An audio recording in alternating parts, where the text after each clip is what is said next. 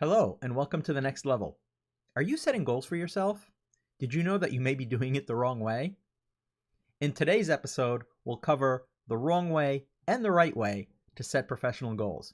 Stay tuned.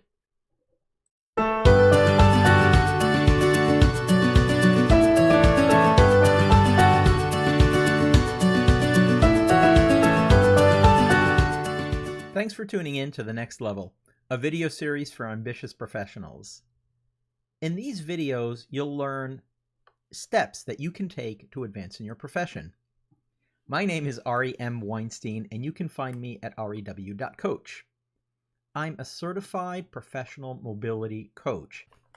I help career professionals and business owners to advance their ambitions so that they can earn more money, have more responsibilities, find new customers, and most importantly, feel better and more fulfilled about what they do for a living. In the corporate world, I spent many years working in financial services in various positions. I was promoted multiple times and ended up leading an amazing team of award-winning people.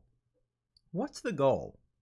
You may hear that question a lot at work and in your professional life. Goal setting is pervasive in the business world. Work has to produce results.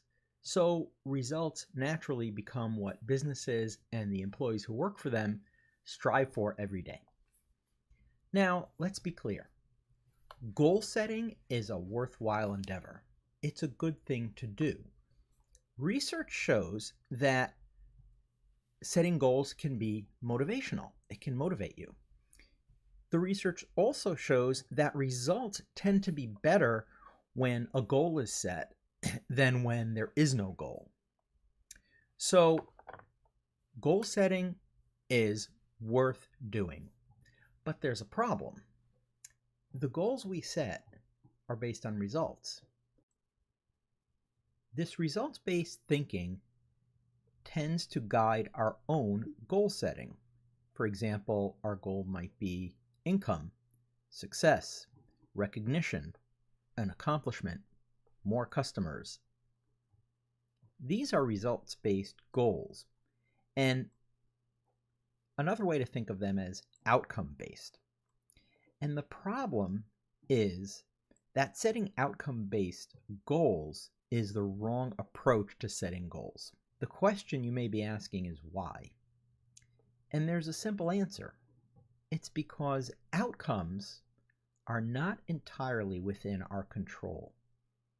And sometimes it's impossible for us to control the outcome. So setting outcomes as goals is not the best approach. But don't worry, the outcome that you desire can form the basis of proper goal setting.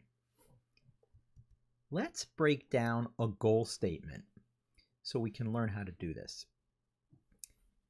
Here's an example.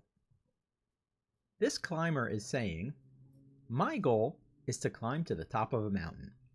That seems like a nice goal, right? Here's an illustration of the climber's goal. Seems like a good illustration of the goal, right? It shows the mountain peak and the climber having reached the top. That peak represents the goal. It's where the climber wanted to end up. Arriving at the peak is the outcome they desire. And that's the problem, right? It's an outcome. It's not a good goal to set, because what would happen if he weren't to reach that peak? If he were unable to get to the top for some reason beyond his control? Perhaps bad weather, perhaps some travel difficulties getting to the base of the mountain. There are any number of reasons that might prevent you from reaching a goal, reasons that are outside of your control. Here's a tip for how you can set goals correctly. And this goes back to grammar school. So let's look at the climber statement again. My goal is to climb to the top of this mountain. What's the subject of the statement? The subject of this sentence? My goal. What's the predicate of the sentence? The predicate is to climb. You should focus on the verb.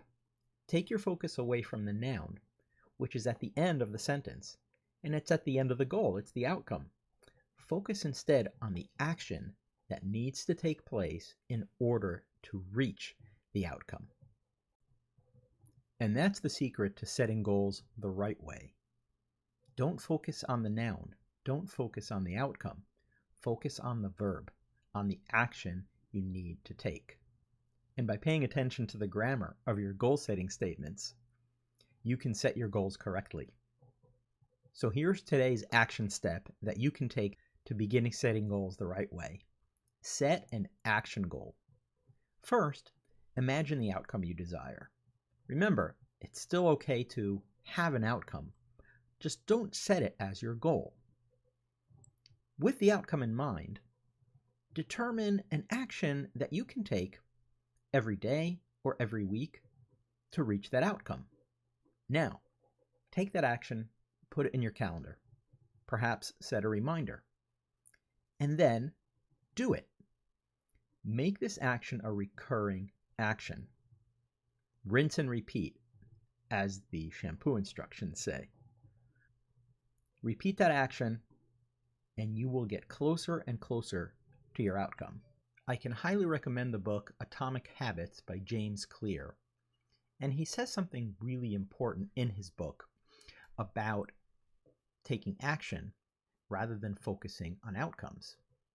When you fall in love with the process rather than the product, in other words, the outcome, you don't have to wait to give yourself permission to be happy. You can be satisfied anytime your system is running. In other words, anytime the actions that you set in motion are taking place. I'd love to hear what you thought of this episode. Leave me some feedback in the comments below this video, or log on to my website at rew.coach, hit the contact form, and send me a note. In next week's episode, we're going to talk about one technique that can help you cope with any situation at work, on the job, or in your business. That's right, there's one technique that can help you cope, and I'll teach you what it is in the next episode. So stay tuned. The next level shows up on LinkedIn and YouTube Thursday mornings at 10 Eastern. Thanks for watching.